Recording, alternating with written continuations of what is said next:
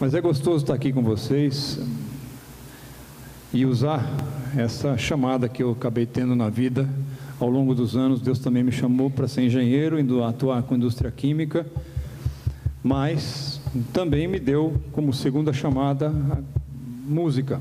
Algumas musiquinhas que vêm à cabeça, a gente acaba escrevendo, e o que eu gosto de fazer mesmo é escrever, não é tanto compor música.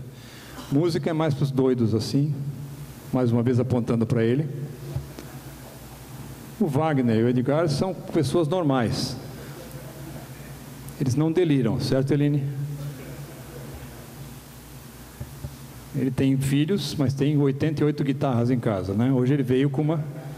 Ele falou que a última vez que ele tocou essa guitarra faz uns 15 anos, que está na escala, né? Tem mais guitarra do que Salomão tinha esposa. Vamos falar sério, gente.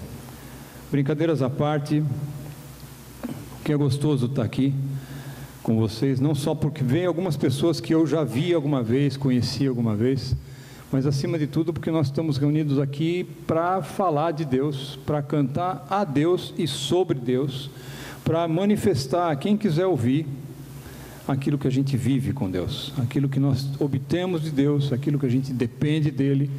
É isso que eu quero te convidar a fazer. Usar algumas canções que eu espero que você conheça, para que a gente possa estar cantando ao nosso Deus, a respeito dEle, e juntos um com o outro. O pardal encontrou casa e andorinha ninho para si. Eu encontrei teus altares, Senhor, Rei meu e Deus meu. Eu encontrei teus altares, Senhor, Rei meu e Deus meu.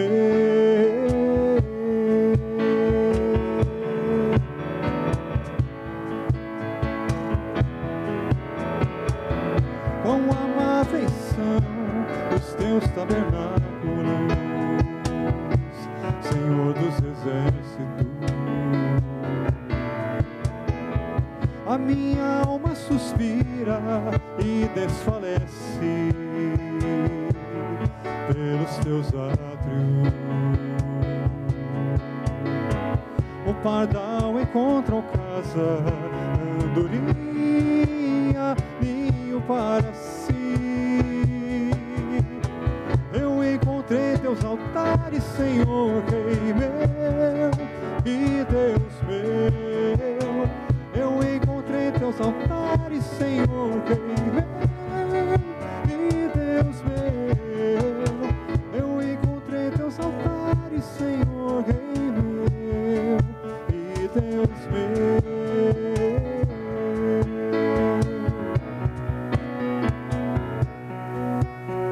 Bendize a minha alma ao Senhor. Senhor, tu és maravilhoso, vestido de glória e majestade, coberto de luz como de um manto, e são as cortinas da tua morada, os céus, uma noite estrelada. A tua casa te ergue sobre as nuvens, Deus vai encher asas do vento e pinta multicor no pensamento. Momento, tempo intento de adorar. Bendize, ó minha alma, bendize ao Senhor em toda a minha vida. Proclame seu louvor. Bendize, ó minha alma, bendize ao Senhor, que sempre tem orada ao seu imenso amor. Bendize a minha alma ao Senhor. Senhor, tu és maravilhoso. Deus que fez a terra, todos céus e mar e sol entardecer. É o Deus que do pó fez o homem e neste universo tem todo o poder. Eu sei que nele a força que abre os mares, estremece os montes que detém o sol. Quem semeia faz ruir muralhas, força aos fracos e os faz andar. Ele, o Deus da sarça ardente, ainda hoje faz queimar meu coração. Vem por toda a eternidade, Ele é o Senhor, é o soberano. Por mais voltas deu o mundo, de quer que seja, quero me lembrar. Vejo Deus, o Criador de tudo, que me dirige e me faz cantar. Ele é quem repreende os ventos, a palavra faz calar o mar. Ele é Deus que faz da água vinho, e seu poder os mortos se levantar. Ele é que faz que cegos tenham vista, aleijados possam se andar. Vidas velhas transformando em novas, toda ansiedade pode libertar. Ele é a luz que com seu brilho veio alçar meu pobre coração. Ele é quem venceu a morte por sua cruz, me deu vitória. Por mais voltas deu o mundo, de quer que esteja, quero me lembrar. Jesus, meu Redentor amado, quem me dirige e me faz cantar.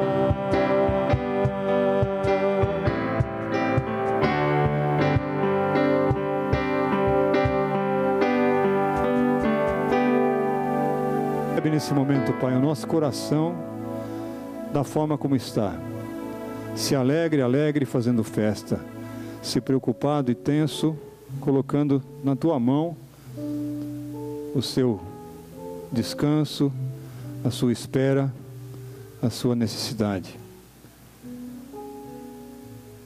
Que nós te louvemos e que a gente se derrame diante de ti, Pai, nesse momento, não com nossas vozes, com nossos instrumentos, mas acima de tudo com o nosso coração, com tudo que nós somos, tudo que nós estamos vivendo. Queremos, Pai, nesse momento colocar diante dos teus pés o que somos em espírito e em verdade, sem máscaras, sem filtros, sem enganação. Que a nossa alma se derrame diante de ti tão somente. E pedimos que o Senhor fale conosco, Pai, nesse momento em que nós colocamos a nossa alma diante de ti, seja para dizer e fazer festa com a nossa alegria, seja para amparar o coração desesperado, seja para dar descanso àquele que está cansado, seja para dar direção para aquele que não sabe para onde vai. Recebe, Senhor, nosso coração nessa noite, nesse momento que dedicamos como comunidade a ti, em nome do teu Filho Jesus, Pai. Amém. Pode sentar, meu irmão, não sei qual é o costume de vocês,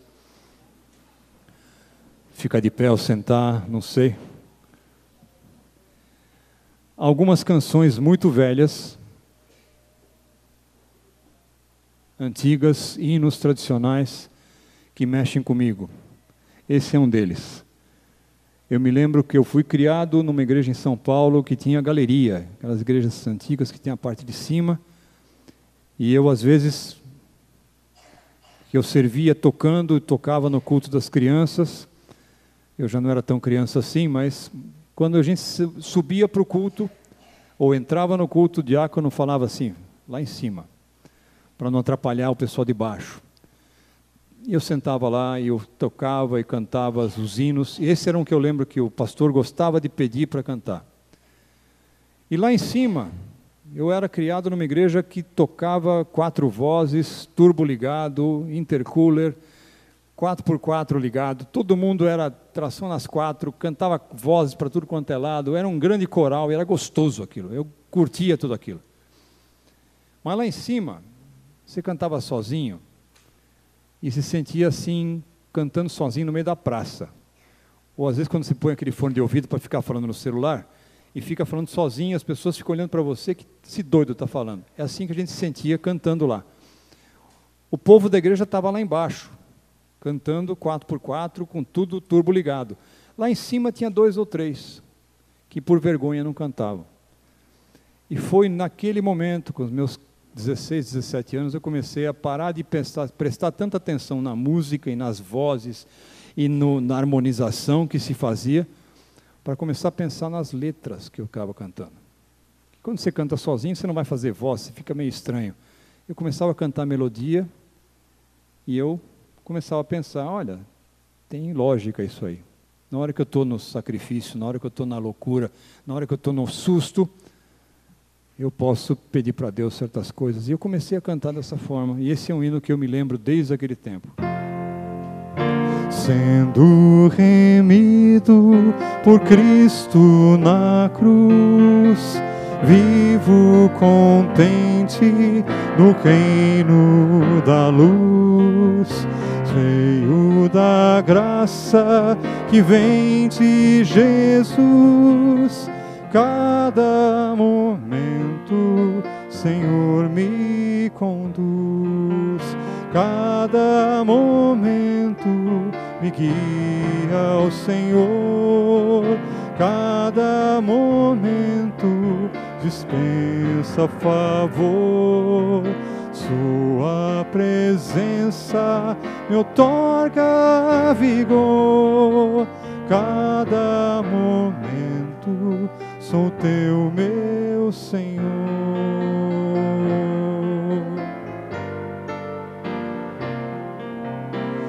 As minhas lutas me pode amparar, e do maligno também me livrar.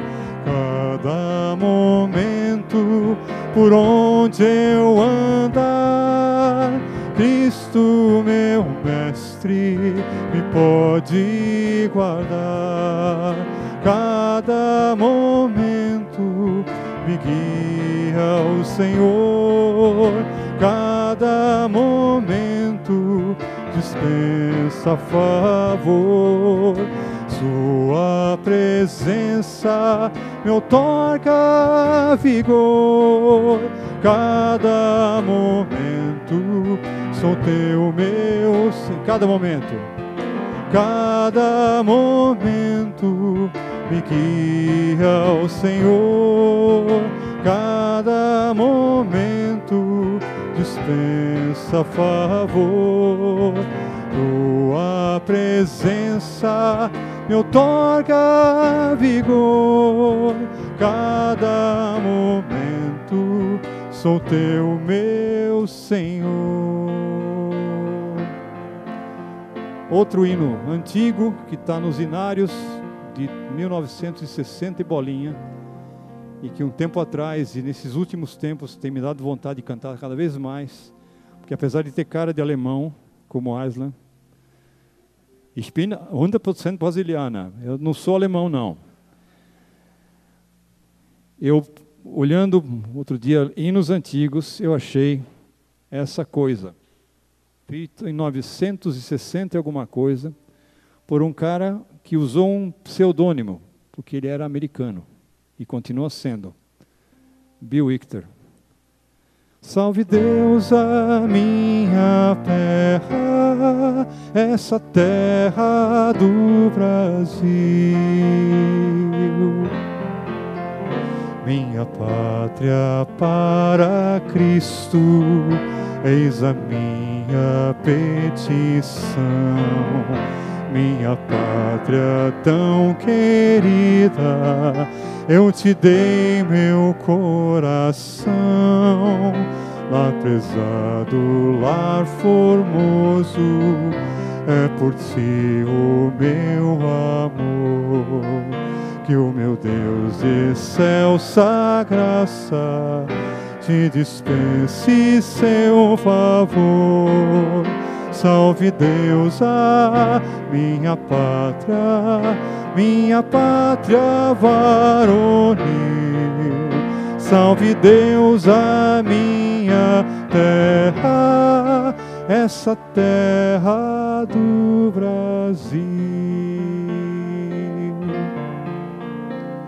Salve, lindo pendão da esperança, salve, símbolo ao custo da paz. Tua nobre presença, lembrança, a grandeza da pátria nos traz. Recebe o afeto, se encerra em nosso peito juvenil, querido símbolo da terra, da amada terra do Brasil. Em teu seio formoso retratas este céu de puríssimo azul, as verduras sem par dessas matas e o esplendor do cruzeiro do sul. Hereda tu que se encerra em nosso peito juvenil, querido símbolo da terra, da amada terra do Brasil. Para quem gosta de escrever letra, eu quero fazer um parênteses aqui. Eu gosto de escrever e a gente tem a tendência de sempre guardar a primeira estrofe e, quando muito, o refrão. Mas tem algumas outras que você percebe quando você vai garimpar nos inários antigos, quando tem terceira ou quarta estrofe. Faz esse teste um dia, lê essa estrofe ou canta e vê se isso aí não está te chamando para fazer alguma coisa por esse país que a gente precisa. Contemplando teu vulto sagrado, compreendemos o nosso dever. No Brasil, por seus filhos amados, poderoso e feliz há de ser. Sobre a imensa nação brasileira, nos momentos de festa e de dor, paira sempre sagrada bandeira, pavilhão da justiça e do amor. Recebe o afeto, se encerra em nosso peito juvenil, querido símbolo da terra, da amada terra do Brasil.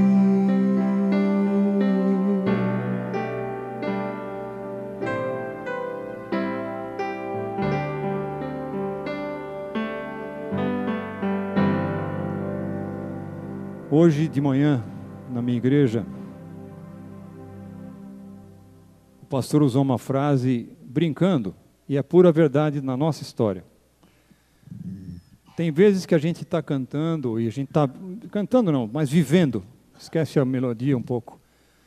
Está vivendo os nossos problemas, vivendo as nossas crises, às vezes com saúde, emprego, negócios, filho, mulher.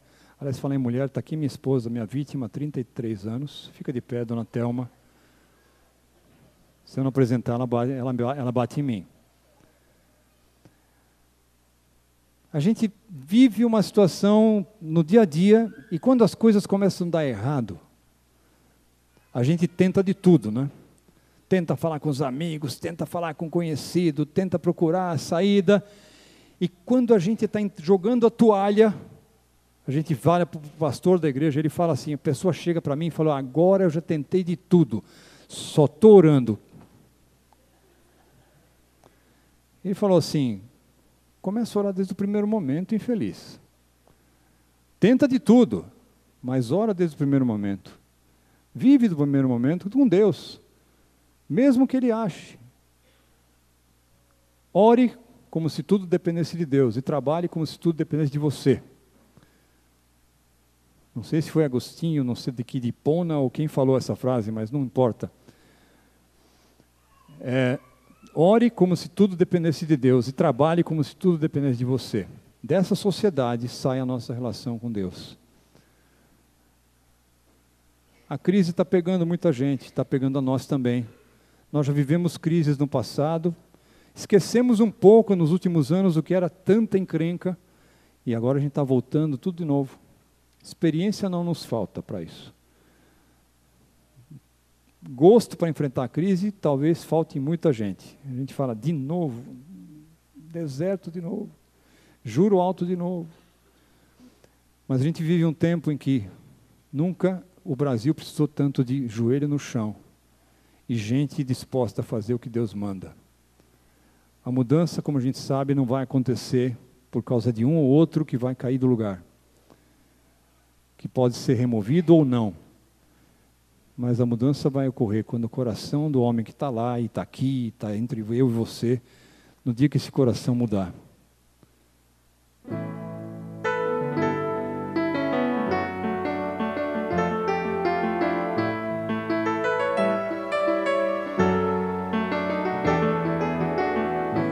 Quando nuvens negras avistar e na correnteza me encontrar, ou estiver perdido em algum lugar. Quando a alegria for lembrança e a alma estiver seca de esperança e o coração singelo de criança perder toda a pureza que te encanta. Das tuas promessas lembrarei, as tuas palavras falarei, o teu amor eu cantarei, nele eu me apegarei, me lavarei nas tuas fontes, e subirei os mais altos montes, e chegarei mais uma vez teus horizontes, Jesus.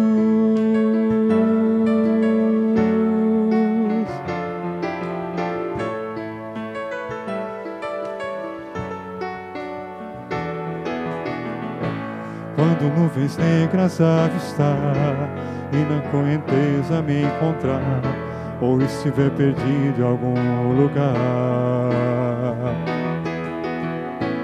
Quando a alegria for lembrança e a alma estiver seca de esperança e o coração singelo de criança perder toda a pureza que te encanta.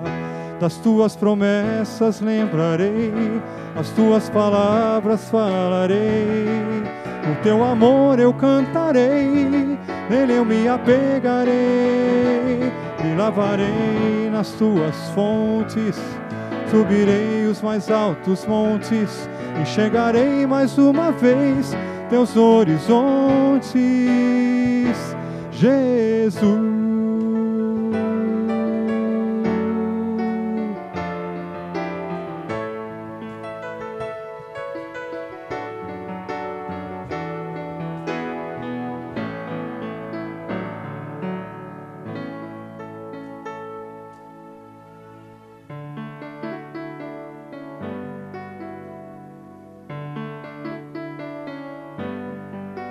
Valeu demais as noites mal dormidas, ansiando a paz, perdida e pretendida, que eu já não sabia mais onde é que fora se esconder.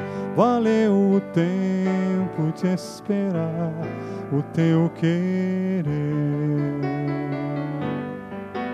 Valeu demais os dias mal passados, caminhando atrás de planos mal traçados, que eu só posso agradecer a tua mão que me livrou. Valeu o tempo de esperar, mas já passou. Mas eu estou bem certo, breve tempo de aflição, não pode comparar-se à nossa eterna salvação. E os dias de tristeza servem mais para destacar a imensa glória e honra com que Deus vai nos brindar. Valeu demais, valeu o tempo e o contratempo que essa história traz. E cada vão momento fica cheio de esperança, que a certeza da presença do Senhor em cada passo por onde eu for. Mas eu estou bem certo, breve tempo de aflição não pode comparar-se à nossa eterna salvação. E os dias de tristeza servem mais para destacar a imensa glória e honra com que Deus vai nos brindar. Valeu demais, valeu o tempo e o contratempo que essa história traz. E cada vão momento fica cheio de esperança, que a certeza da presença do Senhor em cada passo por onde eu for.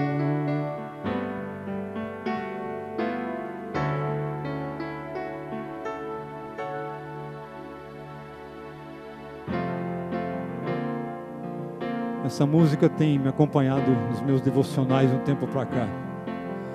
Composta por uma moça chamada Juliana Ju Bragança. A letra me fala muito forte. Sou forasteiro, caminhante dessa terra, sem chuva, e as minhas lágrimas regam o meu coração. Vou caminhando e vejo no horizonte a luz do sol. Ela reflete em mim uma nova esperança.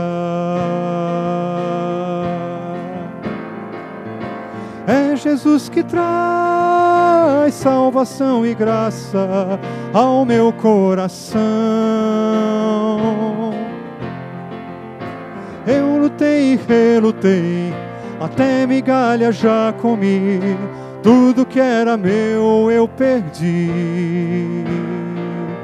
Até que um dia eu descobri que meu maior tesouro não é daqui.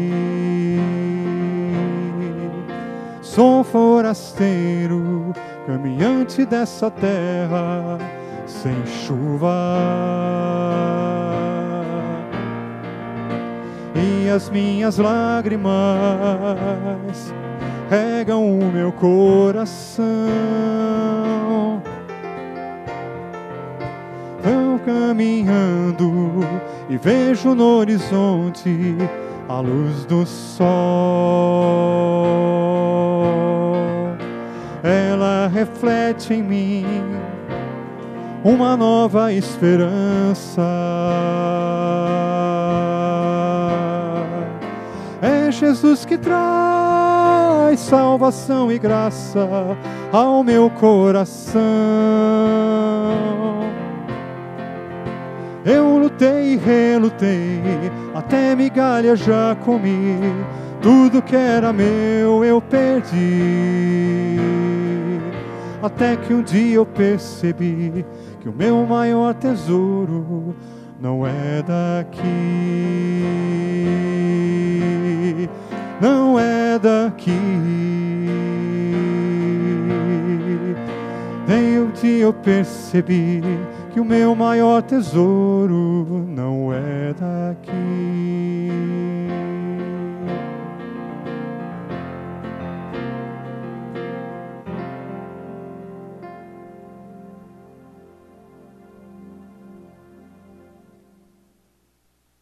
Há uma canção que para mim fala alto, é aquela que eu vou tocar com o Mac, tá? E sempre é bom terminar um momento desse, de louvor, momento que a gente entrega o testemunho para Deus, as nossas ansiedades e lutas e louvores. Nada melhor do que lembrar que Deus estava e está e continua no controle de tudo que existe por aqui. Absolutamente tudo que existe por aqui. Surpresos podemos estar eu e você, mas nunca Deus. Vamos direito agora.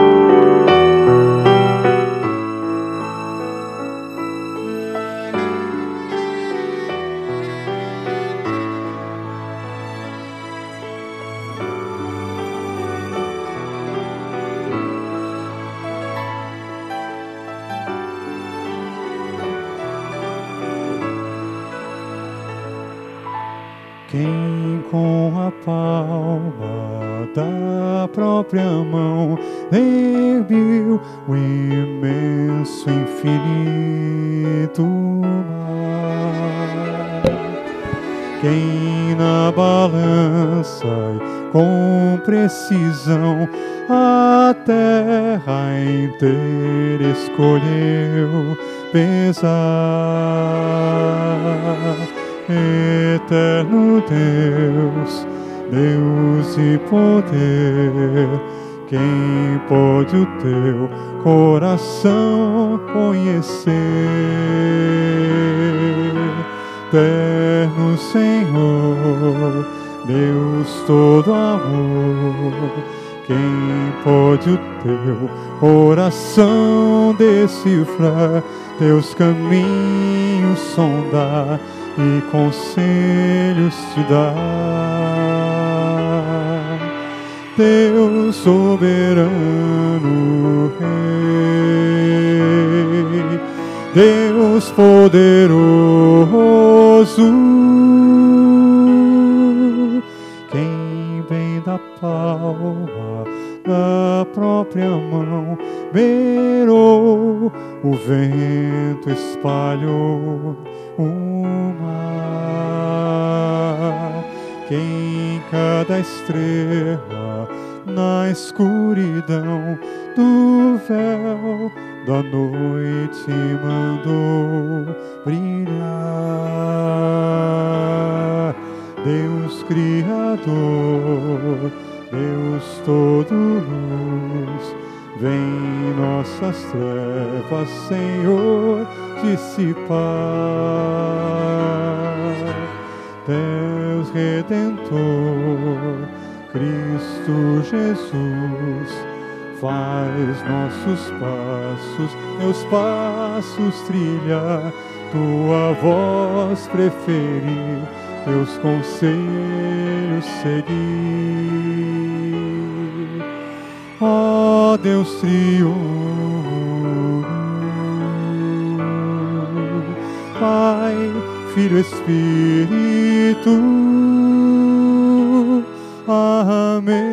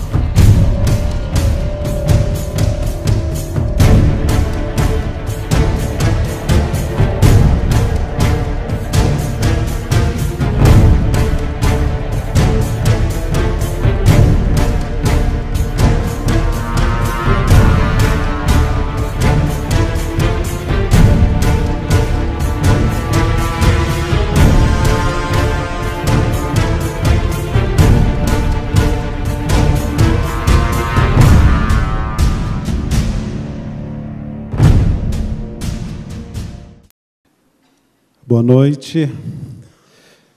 Eu estou com o meu coração assim muito leve pelas canções que nós cantamos juntos com o Carlos, canções assim que falam do cuidado de Deus, né? fala de como Deus é bom, como Deus é criador.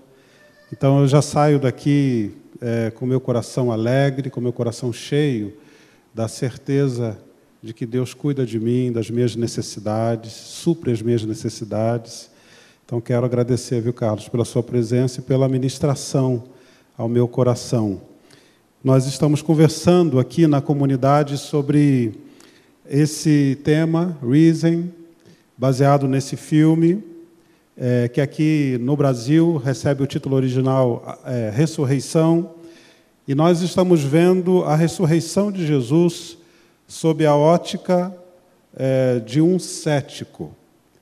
Então, se você não assistiu o filme ainda, recomendo, uma produção muito boa, um recorte muito interessante da morte de Jesus, da ressurreição e dos primeiros contatos que Jesus teve com os seus discípulos. Nessa história, nós encontramos um personagem fictício chamado Clávios. Clávios é um soldado romano que tem como característica ser uma pessoa cética e também uma pessoa materialista.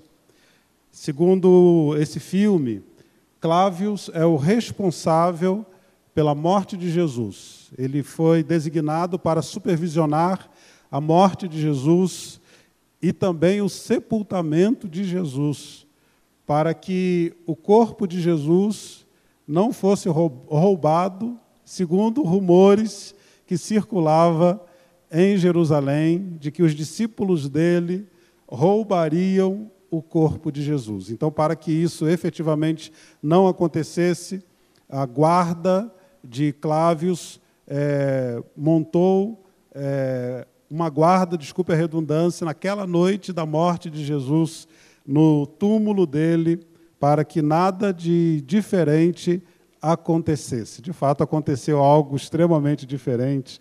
Jesus ressuscitou. E a grande situação que Clávios se vê envolvido é que agora ele precisa encontrar o corpo de Jesus. E aí o filme praticamente todo se desenrola, se desenvolve nessa tentativa de Clávios de descobrir o que aconteceu. Então, vários túmulos de Jerusalém foram abertos, vários corpos foram exumados para que o corpo de Jesus fosse descoberto. Clávios não descobre onde está o corpo de Jesus, e aí ele empreende uma jornada para encontrar o corpo de Jesus. É um filme muito bom, e se eu contar mais, você vai ficar bravo comigo. Recomendo que você assista esse filme, mas recomendo que você pense também como esse filme ele nos leva a considerar a ressurreição de Jesus, a importância da ressurreição de Jesus para a nossa fé. É central. Existem dois pontos que são muito importantes no Evangelho. Um ponto é a cruz de Cristo, é a morte de Cristo. O outro ponto extremamente importante é a ressurreição do Senhor. Então, nós já vimos na primeira semana aquela manhã, relembramos a manhã da ressurreição. Depois conversamos sobre o efeito da ressurreição nos discípulos, aqueles discípulos amedrontados, aqueles discípulos decepcionados, aterrados, aterrorizados com a morte de Jesus. De repente, diante da ressurreição do Senhor, são homens destemidos, são pessoas que falam com coragem a respeito do Cristo ressurreto, do Cristo ressuscitado. Então, eles saem por toda a Judéia, Samaria e até os confins da terra, pregando o Evangelho de Jesus. E hoje nós vamos conversar sobre a reação dessa pregação, a reação desses discípulos que foram e pregaram o Evangelho para todo o mundo conhecido da época. Então, eu quero chamar a sua atenção para o texto bíblico, texto de Atos, capítulo 17, a partir do versículo 15, quando o apóstolo Paulo chega na cidade de Atenas. E o texto diz assim: Os homens que foram com Paulo o levaram até Atenas, partindo depois com instruções para que Silas e Timóteo se juntassem a ele, tão logo fosse possível. Enquanto esperava por eles em Atenas, Paulo ficou profundamente indignado ao ver que a cidade estava cheia de ídolos. Por isso discutia na sinagoga com judeus e gregos tementes a Deus, bem como na praça principal, todos os dias, com aqueles que por ali se encontravam. Alguns filósofos, epicureus e estoicos começaram a discutir com ele. Alguns perguntavam: o que está tentando dizer esse tagarela? Outros diziam: parece que ele está anunciando deuses estrangeiros, pois Paulo falava pregando as boas novas a respeito de Jesus e da ressurreição. Então o levaram a uma reunião do Areópago, onde lhe perguntaram: podemos saber que novo ensino é esse que você está anunciando? Você está nos apresentando algumas ideias estranhas e queremos saber o que elas significam. Todos os atenienses e estrangeiros que ali viviam não cuidavam de outra coisa senão falar e ouvir as últimas novidades. Então Paulo levantou-se na reunião do Areópago e disse: atenienses, vejo que em todos os aspectos vocês são muito religiosos, pois andando pela cidade, observei cuidadosamente seus objetos de culto e encontrei até um altar com esta inscrição: ao Deus desconhecido. Ora, o que vocês adoram, apesar de não conhecerem, eu lhes anuncio. O Deus que fez o mundo e tudo que nele há, é o Senhor do céu e da terra, e não habita em santuários feitos por mãos humanas. Ele não é servido por mãos de homens, como se necessitasse de algo, porque Ele mesmo dá a todos a vida, o fôlego e as demais coisas.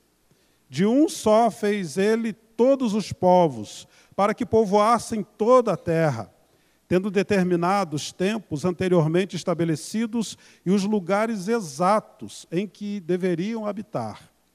Deus fez isso para que os homens o buscassem e talvez tateando pudessem encontrá-lo, embora não esteja longe de cada um de nós, pois nele vivemos, nos movemos e existimos, como disseram alguns dos poetas de vocês, também somos descendência dele. Assim, visto que somos descendência de Deus, não devemos pensar que a divindade é semelhante a uma escultura de ouro, prata, pedra, feita pela arte e imaginação do homem.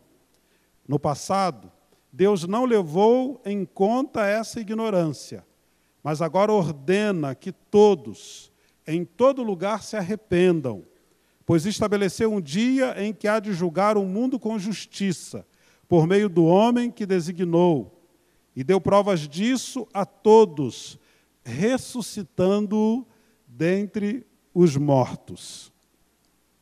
Quando ouviram sobre a ressurreição dos mortos, alguns deles zombaram, e outros disseram: a esse respeito nós o ouviremos outra vez.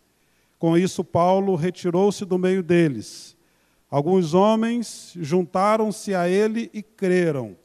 Entre eles estava Dionísio, membro do Areópago, e também uma mulher chamada Dâmaris, e outros com eles. Bem, falar de ceticismo sem falar de Atenas, penso ser impossível. Esse é um encontro muito interessante. Um encontro entre a pregação do Evangelho, a pregação da ressurreição do Senhor e o mundo cético da época. Atenas era a capital da filosofia, a capital do saber, do conhecer, do perguntar, do duvidar. Atenas, terra de Sócrates, Platão e tantos outros filósofos que nós pensamos e celebramos e consideramos até os nossos dias.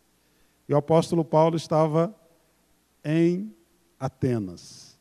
Antes de nós falarmos sobre como esses céticos reagiram à pregação do apóstolo Paulo, à pregação da ressurreição, é importante nós conhecermos quem são esses céticos de Atenas.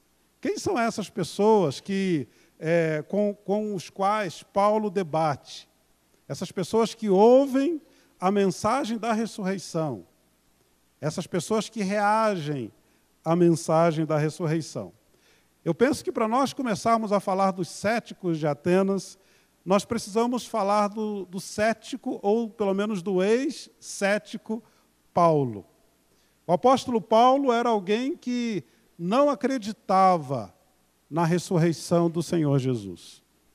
Nós conhecemos um pouco da história do apóstolo Paulo e sabemos que ele havia sido não apenas um cético que não acreditava na ressurreição, mas o apóstolo Paulo era um feroz opositor da igreja.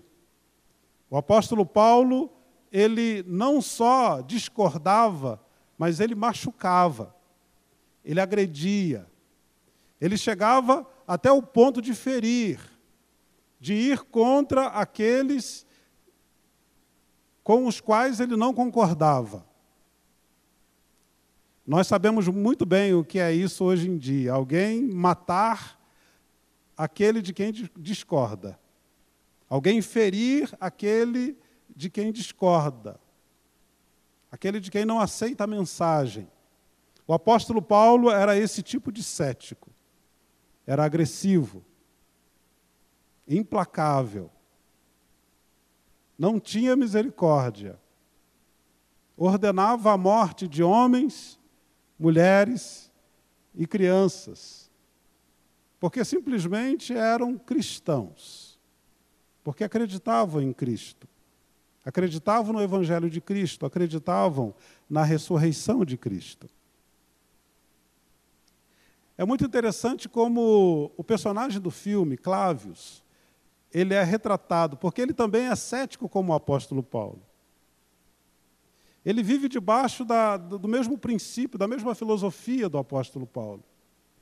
E a ilustração feita no filme, quando o Clávius se depara com o Cristo ressurreto, no filme ele dá alguns passos para trás, em algum momento ele abandona o peso do corpo sobre as suas próprias pernas, ele cai no chão e ele fica contemplando e vendo Cristo que ele havia executado, agora vivo, conversando com seus discípulos.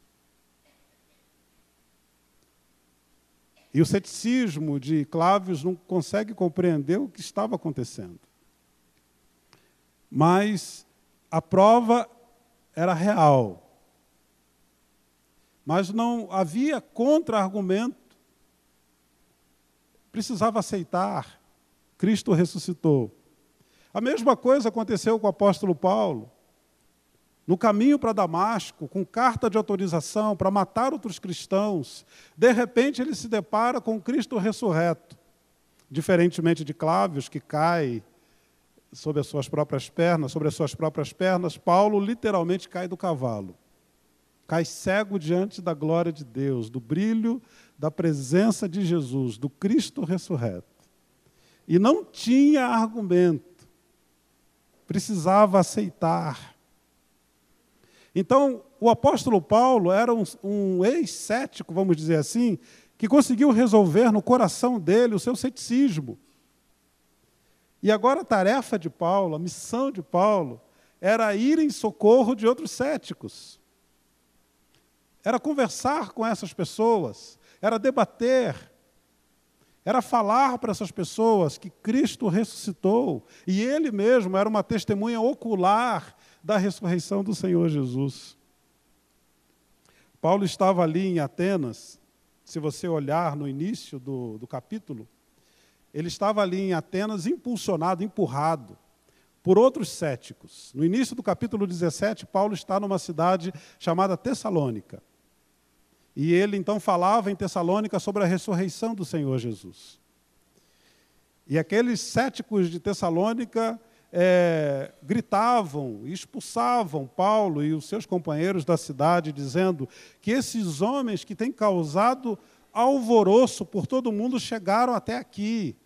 Aqueles céticos de Tessalônica diziam. Ele transtorna as nossas convicções, aquilo de que nós acreditamos. Ele causa alvoroço, ele nos incomoda. Por isso, Paulo foi expulso de Tessalônica. Paulo chega em Bereia, uma outra cidade depois de Tessalônica. E lá ele é acolhido pelos céticos de Bereia. E os céticos de Bereia acreditam no Evangelho, na ressurreição. E sabendo disso, aqueles céticos de Tessalônica vieram e também expulsaram o apóstolo Paulo de Bereia. E aí, de repente, Paulo estava em Atenas. E, de repente, ele estava no meio de uma floresta de estátuas, de ídolos, que homenageavam praticamente todas as divindades gregas. Talvez no tempo de Paulo havia em Atenas pelo menos 30.000 estátuas de bronze, de mármore, de pedra, de ouro, vários tamanhos, vários tipos, várias formas. Diziam que era muito mais fácil encontrar em Atenas um deus do que um homem. Era muito mais fácil encontrar um deus. E Paulo estava ali, vendo toda aquela situação, e vendo como aquelas pessoas precisavam acreditar na ressurreição de Jesus. E o texto bíblico que nós lemos diz que Paulo ficou com o coração revoltado. Paulo ficou indignado com aquele estado de coisas. E ele entendeu que ele estava ali, não para se esconder em Atenas, mas ele estava ali para conversar com outros céticos a respeito do Evangelho. Então, enquanto ele estava ali esperando os seus companheiros, o texto bíblico fala de que Paulo vai ao encontro dos seus ex-companheiros céticos. E esse estado esse sentimento do apóstolo Paulo, essa resolução do apóstolo Paulo do seu próprio ceticismo, é muito parecido com a resolução e com a fala do personagem Clávios no filme A Ressurreição. Clávios diz assim: eu vi duas coisas que são irreconciliáveis. Um homem morto, sem sombra de dúvidas, e o mesmo homem vivo novamente. Era essa condição que o apóstolo Paulo tinha, que ele queria para os seus, para os céticos de Atenas, para aqueles que estavam ali prestes a ouvir a mensagem do Evangelho. E o apóstolo Paulo já podia imaginar que eles iriam resistir a essa mensagem. Mas o que Paulo desejava era que eles conseguissem relacionar esses dois eventos que aparentemente são irreconciliáveis, mas em Jesus são reconciliados. Um homem morto sem sombra de dúvidas e o mesmo homem vivo novamente. Então, falar dos céticos de Atenas é falar de pessoas que têm a mesma experiência que o apóstolo Paulo teve, mas que precisam encontrar a resolução para o seu ceticismo. Quem é o cético de Atenas com o qual Paulo debate? O cético de Atenas vê com desconfiança tudo que escapa ao seu conjunto de crenças. Quando eles ouviram o apóstolo Paulo pregando nas praças, ironicamente, eles falaram: o que está tentando dizer esse tagarela? Então, o cético, num primeiro momento, ele desconfia daquilo que está sendo dito. Essa palavra tagarela na verdade, se refere a um pássaro E esse pássaro ele é muito percebido, visto nas feiras livres, e ele é um comedor de sementes, das sementes que caem. Inclusive daquelas sementes que caíam ali nos esgotos a céu aberto da feira livre. Então, os atenienses, eles subestimaram aquilo que o apóstolo Paulo estava falando, dizendo: quem é esse filósofo de segunda linha? Quem é esse pregador de deuses estrangeiros? O que está falando esse tagarela aí no meio da praça? Haviam muitos céticos ao redor do apóstolo Paulo. Muitas pessoas vieram ouvir aquilo que o apóstolo Paulo estava dizendo. E quando Paulo dizia sobre Jesus e a ressurreição, os céticos imaginavam que Jesus queria aumentar um pouco mais a população de ídolos de Atenas. Acrescentar mais 2 ídolos aos 30.000 já existentes em Atenas, porque eles achavam que Jesus e a ressurreição eram divindades completamente diferentes. Quem é esse tagarela que vem falar de outras divindades, além das divindades que nós já temos? Quando nós pensamos nos céticos, nós imaginamos pessoas que não creem. Na verdade, os céticos creem. Os céticos têm um conjunto de crenças. Eles não creem ainda em todas as coisas que são ditas a eles. Eles têm dificuldade em acreditar em coisas novas.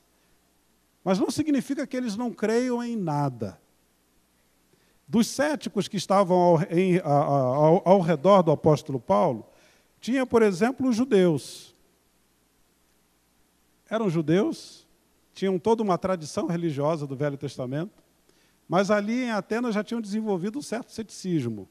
Principalmente em relação a Jesus, eles já tinham desenvolvido um ceticismo. Eles acreditavam no Messias, que o Messias, na perspectiva deles, virá. Mas eles não acreditavam em Jesus como Messias. Os judeus também não acreditavam no Messias que morria para depois ressuscitar. Eles acreditavam no Messias guerreiro, no Messias vencedor, no Messias conquistador, no Messias imbatível. Então, falar de um Cristo que morre e de um Cristo que ressuscita, para esses céticos judeus, essas coisas não conseguiam conciliar com aquilo que eles efetivamente acreditavam. Havia também os atenienses, de uma forma geral. Os atenienses, eles acreditavam, no que diz respeito à morte, eles acreditavam na transmigração da alma. Eles acreditavam que a alma empreendia uma jornada. A pessoa morre, e aí, então, há a separação da alma e do corpo, e aí depois essa alma, ela tem o poder de decidir aonde ela vai entrar. Qual vai ser a nova expressão de vida que ela terá? Pode ser um animal, uma árvore, um pássaro. Então, os atenienses, eles acreditavam nisso. Tinham uma dificuldade extrema em acreditar na ressurreição de uma mesma pessoa que morreu, voltar à vida. Os atenienses não acreditavam na possibilidade da ressurreição. Havia também um outro grupo de céticos que eram os epicureus. Os epicureus, eles tinham o prazer como virtude principal. Para os epicureus, quanto mais prazer, quanto mais intenso for esse prazer, quanto mais duradouro for esse prazer, quanto menos efeitos colaterais esse prazer tiver, melhor. Então, eles buscavam prazer, eles queriam prazer. Eles não acreditavam nem na possibilidade da morte. Eles acreditavam assim: essa questão da morte, ela não cabe para o ser humano. Porque quando o ser humano está vivo, a morte não está lá. Quando a morte aparece, o ser humano deixa de existir. Então, para os epicureus, sempre é o prazer, sempre é a satisfação, sempre é a alegria. Eles eram hedonistas assim por excelência. Eles viviam sempre na busca absoluta do prazer. Parece que essa história de epicurismo ela é bem presente nos nossos dias. Parece que a nossa sociedade ela não se esqueceu dessa filosofia de Epicuro, dos epicureus. Parece que nós ainda vivemos debaixo desse princípio dos epicureus, o princípio do prazer. Havia também os estoicos. Os estoicos, eles eram diferentes dos epicureus.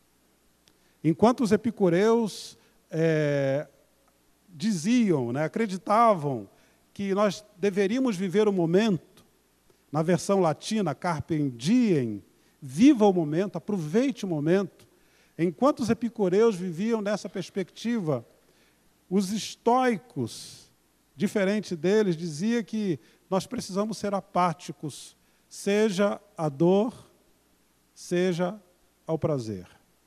Nós precisamos aceitar as coisas como elas são. As coisas não mudam. As coisas são sempre assim. Muito parecido com a modinha da Gabriela, uma música que nós conhecemos da novela Gabriela, Cravo e Canela. E essa modinha da Gabriela tem muito a ver com esse princípio estoico de que as coisas efetivamente não mudam, são sempre assim. E a modinha da Gabriela, não vou usar cantar, apenas recito para vocês, diz assim: quando eu vim para esse mundo, eu não atinava em nada. Hoje eu sou Gabriela, Gabriela, rei, meus camaradas. Eu nasci assim, eu cresci assim, eu sou mesmo assim, vou ser sempre assim, Gabriela, sempre Gabriela. Quem me batizou, quem me iluminou, pouco me importou. É assim que eu sou, Gabriela, sempre Gabriela. Eu sou sempre igual, não desejo mal, amo o natural, etc. e tal. Gabriela, sempre Gabriela. Esses são os estoicos. Gabriela, sempre, sempre Gabriela. As coisas não mudam. Eu não posso mudar, eu não consigo mudar. Eu não dou conta. A minha família é sempre assim. As minhas relações, o meu jeito é esse mesmo. A minha condição é essa mesma. Eu tenho que aceitar. Eu tenho que ser apático e simplesmente aceitar as coisas como elas são. Triste, não? É assim que os epicureus viviam. Quem é o cético de Atenas com o qual Paulo debate? O cético de Atenas aceita se expor ao contraditório. Então, o apóstolo Paulo, como era costume dele, ele chegava numa cidade, ele procurava a sinagoga dos judeus. Ele sempre fazia isso. E em Atenas ele não fez diferente. Havia uma comunidade judaica lá em Atenas, ele foi lá para a sinagoga, debateu com os céticos judeus. De lá ele foi para a Ágora. Ágora era a praça pública, era onde havia a feira livre. E o apóstolo Paulo, todos os dias, ele ia para a praça pública e debatia com as pessoas que frequentavam a praça pública. Até que ele se encontrou com esses estoicos e esses epicureus, ele debateu com os estoicos e epicureus, e aí esses filósofos resolveram levar o apóstolo Paulo para o Areópago. O Areópago era a suprema corte de Atenas. O Areópago era o lugar onde as questões jurídicas, as questões educacionais e religiosas eram debatidas. Era ali que as resoluções eram tomadas. Era no Areópago que as escolas filosóficas eram aprovadas e aclamadas, ou ou recriminadas, ou ridicularizadas. E, de repente, o apóstolo Paulo, ele está no Areópago de Atenas para falar do Evangelho e da ressurreição do Senhor Jesus. Ele estava no Areópago para apresentar o contraditório. O contraditório, nesse caso, é o Cristo ressuscitado. É a ressurreição dos mortos, tendo Cristo como o primeiro ressuscitado. Como o apóstolo Paulo apresentou o seu contraditório? Primeiro, a partir de um ponto de contato. O apóstolo Paulo, aqui pelo menos em Atenas, demonstra acreditar que sempre existe um contato entre nós, um ponto de contato. Nós temos algo em comum, independentemente das nossas distâncias, das nossas diferenças, dos nossos contraditórios. E o apóstolo Paulo passeia por Atenas, observa, como ele mesmo diz, observa com uma precisão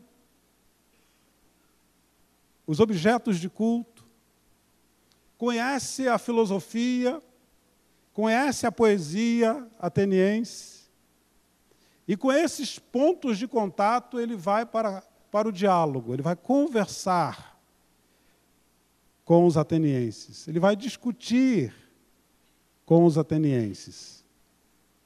A gente vive tempos em que a gente não pode discutir mais, né? A gente não pode conversar mais sobre alguns pontos. Hoje em dia, você falar, eu gosto de tal cor ou de tal cor, é muito complicado. Falar hoje em dia que gosta de vermelho ou gosta de azul é extremamente perigoso. As pessoas vivem como se não tivessem nada umas com as outras. Elas se agridem pela rede social por conta das suas posições políticas, suas opiniões sobre o momento político e social que o Brasil vive. As pessoas não podem discutir sobre religião, não podem discutir sobre futebol, não podem discutir sobre política. Parece que não tem mais ponto de contato entre as pessoas. Se eu tenho tal posição, eu sou burro, eu sou ignorante. Nem vou te ouvir, você nem merece ser ouvido. Mas o cético ateniense, ele parte desse princípio de que eu posso ouvir o contraditório. Eu posso me expor ao contraditório. O apóstolo Paulo, por sua vez, ele apresenta o contraditório, mas olhando também a perspectiva daqueles que o ouvem. Então, o contraditório é apresentado a partir do ponto de contato. Mas também há um confronto. O apóstolo Paulo parece uma metralhadora giratória na sua explanação, na sua apresentação. O apóstolo Paulo, ele põe o dedo na ferida em todos os céticos que estavam ao redor dele. Ele relembra, por exemplo, aos judeus da sua tradição bíblica, religiosa, falando: Deus criou o céu, Deus criou a terra, Deus criou o mar, Deus é o criador de tudo, Deus é o criador do ser humano. E esse criador do ser humano, ele determinou que Cristo viesse, se encarnasse, vivesse, morresse, ressuscitasse. O apóstolo Paulo lembra isso para os judeus que haviam, parece, esquecido. Quando Jesus caminhava com os discípulos na estrada de Emaús, Jesus falava sobre a necessidade, segundo as Escrituras, de que ele morresse e ressuscitasse. Os judeus se esqueceram disso. Ele também fala um pouco para os estoicos, dizendo: ei, estoicos, vocês aí que estão vivendo só a partir do princípio do prazer, na verdade, nós nos movemos e existimos, segundo os seus poetas, é por Deus.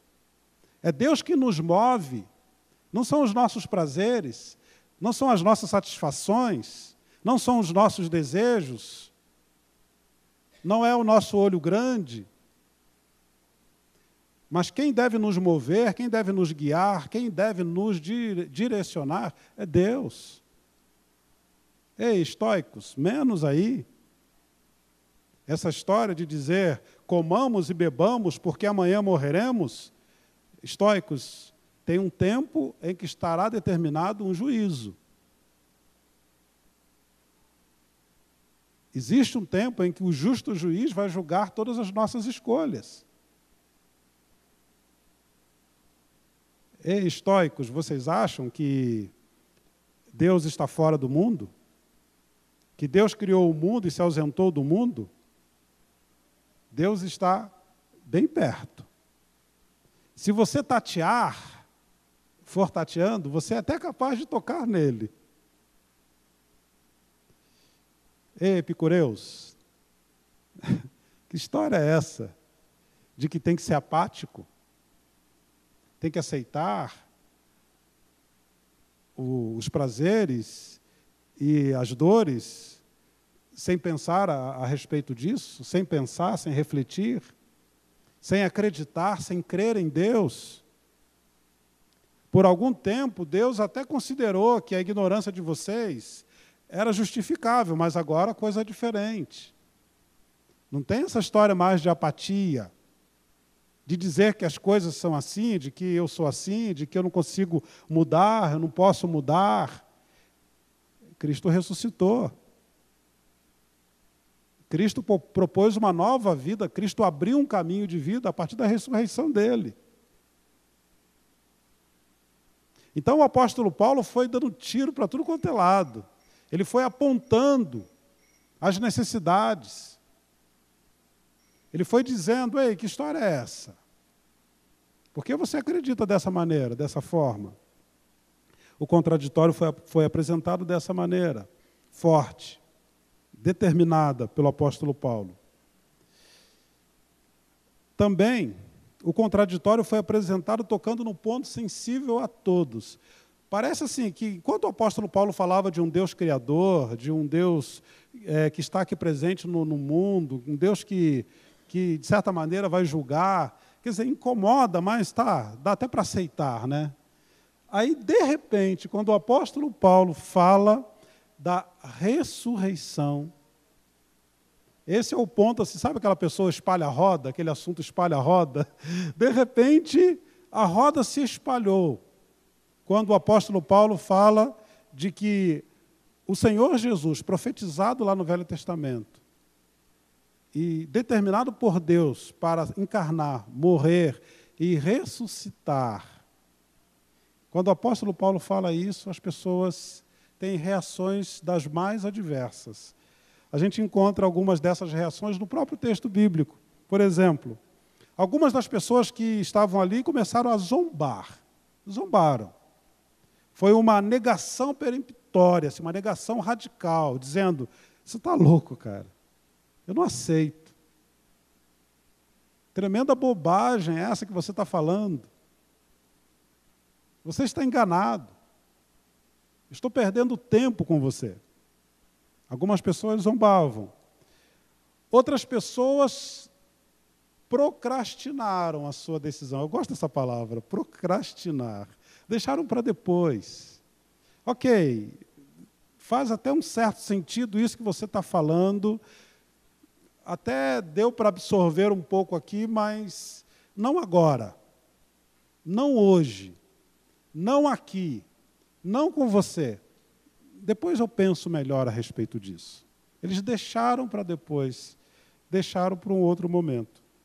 Alguns outros que estavam ali reconsideraram o seu ceticismo.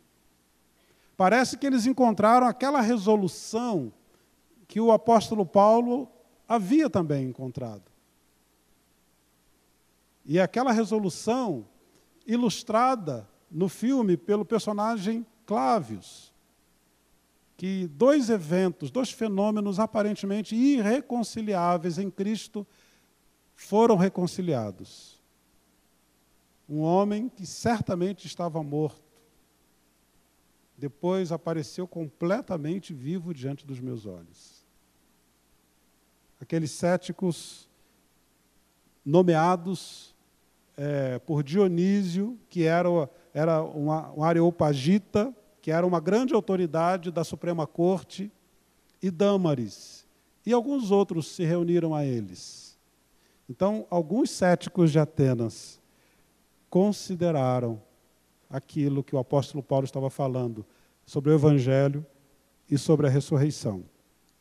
Essas reações dessas pessoas me fazem lembrar a parábola do semeador, que Jesus conta lá em Mateus capítulo 13, versículos 3 a 9. O texto diz assim: o semeador saiu a semear. Enquanto lançava a semente, parte dela caiu à beira do caminho, e as aves vieram e a comeram. Parte dela caiu em terreno pedregoso, onde não havia muita terra, e logo brotou, porque a terra não era profunda. Mas quando saiu o sol, as plantas se queimaram e secaram, porque não tinha raiz. Outra parte caiu entre espinhos, que cresceram e a sufocaram, ou sufocaram as plantas. Outra ainda caiu em boa terra, deu boa colheita, a 100, 60 e 30 por 1. Aquele que tem ouvidos para ouvir, ouça. Jesus está falando aqui das reações que as pessoas têm à mensagem do Evangelho. Mais do que isso, Jesus está falando sobre por que as pessoas reagem, como elas reagem à mensagem do Evangelho. Por exemplo, aquela semente que caiu à beira do caminho. São aquelas pessoas que entendem que o que está sendo dito não é importante. Isso é fruto da ignorância, da religiosidade, de pessoas que não têm cultura, de pessoas que não são inteligentes, de pessoas que são fracas. Então, como eu acredito assim, eu vou deixar isso de canto. Então, essas sementes que ficam à beira do caminho, a elas não são dadas nenhuma importância. Jesus fala que os pássaros vêm e comem essas sementes. Também, aquela semente que caiu no terreno pedregoso, no terreno que não tinha profundidade em si. Isso nos faz pensar em pessoas que já têm muita coisa dentro do seu coração. Que têm o seu coração já cheio, parece que não cabe mais nada. Elas acreditam firmemente que a gente deve viver pelo princípio do prazer. Afinal de contas, eu preciso ser feliz. Eu quero ser feliz, eu mereço ser feliz. Não importa o que eu faço, não importa as escolhas que eu faço, não importa quem eu machuque, não importa. O que importa é que eu sou feliz, ou estou precisando, ou estou tentando ser feliz. Então, por que existem essas pedras? Ou a pedra da apatia, do conformismo, do desânimo, da melancolia. Aquela pedra colocada ali que sinaliza para mim que realmente as coisas não mudam, eu estou destinado a essa vida miserável. Eu estou destinado a esse casamento onde as relações são pautadas pela agressividade, por um machucar o outro, e um agredir o outro, um humilhar o outro. Então, essa pedra não permite com que coisa nova brote, com que semente nova, árvore nova, fruto novo brote. Quando chega nessa pedra, não tem profundidade. O sol por cima vem e aí queima aquele broto. Não prospera. Sobre aquela semente que caiu entre espinhos, nos faz pensar nas escolhas que nós fazemos como consequência daquilo que nós temos dentro de nós. Então, se eu entendo que eu vivo para ser feliz, então eu vou construir todo um aparato ao meu redor para que eu seja efetivamente feliz, para que eu tenha prazer intenso, prazer imenso. Então, os meus hobbies, os meus compromissos, o meu investimento financeiro, a minha energia física, tudo vai para aquilo que eu acredito. Ou seja, eu preciso ter adrenalina a 1000 por hora sempre. E aí são tantos compromissos, é tanta correria, são tantos hobbies, tanta energia, são tantos espinhos que sufocam o crescimento dessa árvore boa. Sobre a terra boa, é aquela pessoa que se abre incondicionalmente ao fato de que Cristo ressuscitou. Assim como o apóstolo Paulo, assim como Dâmaris, Dionísio, tantos outros descritos aqui na Bíblia Sagrada, e tantos outros que estão aqui conosco hoje, e que se abriram totalmente, e a semente caiu no seu coração, uma terra favorável. E aí, conforme a parábola de Jesus, esse fruto, ou essa semente do Evangelho, ela cresceu e produziu a 30, a 60 e a 100 por um. Então, quando nós falamos de escolhas, nós estamos falando do destino eterno, de eternidade. Quando nós falamos da ressurreição de Cristo, nós estamos falando da eternidade, não só de uma escolha no aspecto religioso, não só uma escolha que vai determinar aonde nós vamos domingos à noite, mas é uma escolha que tem uma projeção eterna. E, de novo, o Clávios nos ajuda com a sua fala. O personagem, em algum momento ele diz, alguém lhe pergunta, o que lhe causa mais medo, Clávios? E aí ele responde, estar enganado e apostar a eternidade nisso. Muito forte, né? Meu grande medo é estar enganado e apostar a minha eternidade nisso. Deixa eu finalizar essa minha fala. Quero dizer para você o seguinte, você que não é mais cético, já foi cético uma vez, não acreditava, tinha dificuldade em acreditar na mensagem do Evangelho. Eu quero dizer para você que você precisa ser sensível aos que ainda continuam céticos. A experiência que você teve de ter um encontro com Cristo, de se render ao Evangelho de Cristo, se justifica no fato de você agora ir em busca de outros céticos e conversar com eles, seja nos ambientes particulares, Paulo ia na sinagoga, seja na praça pública, seja nas grandes oportunidades, nos grandes escritórios, diante de grandes pensadores ou qualquer pessoa que se ponha e se coloque diante de você, você está ali para essa circunstância, para esse fato, para falar a esse cético de que Deus criou o mundo, de que Deus está presente no mundo, de que Deus ele está encarnado, ou se encarnou no mundo através de Cristo, que Cristo morreu e ressuscitou e abriu caminho de nova vida e de ressurreição para todos nós. Você precisa dizer isso para os céticos que estão ao seu redor, no contexto em que você está, profissional, social, familiar. Então, se você está na sua Atenas, na Atenas da sua vida, você está ali para falar do Evangelho. Quero também falar para você que é ainda cético. Você não crê na ressurreição do Senhor Jesus. Você não acredita. Você está aí se debatendo no seu coração, e se você pudesse falar, você levantaria argumentos e contra-argumentos. Eu quero dizer para você que o fato de você estar aqui, ouvindo o contraditório, isso diz muito a seu respeito. Você tem o meu respeito por isso.